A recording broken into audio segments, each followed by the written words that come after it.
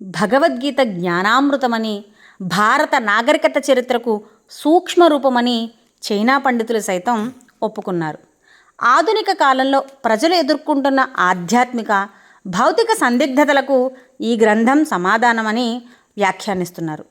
బీజింగ్లో భారత రాయబార కార్యాలయంలో సంగమం భారతీయ తాత్విక సమ్మేళనం అనే అంశంపై జరిగిన చర్చలో చైనా పండితులు ప్రసంగిస్తూ భగవద్గీత యొక్క ఆలోచనలే భారతదేశాన్ని నడిపిస్తున్నాయని, ఆ కార్యక్రమంలో ప్రధాన వక్తగా పాల్గొన్నటువంటి 84 సంవత్సరంల జూమ్ బయోషాంగ్ వ్యవహరించారు.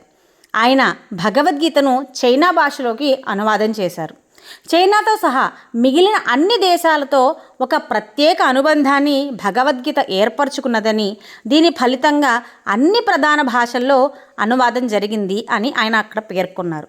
మిత్రులారా, ఆలోచించండి, మన దేశానికి సంబంధించినటువంటి భగవద్గీతను మనం కూడా నేర్చుకోవాల్సిన ఆవశ్యకత నిజంగా ఉంది కదా.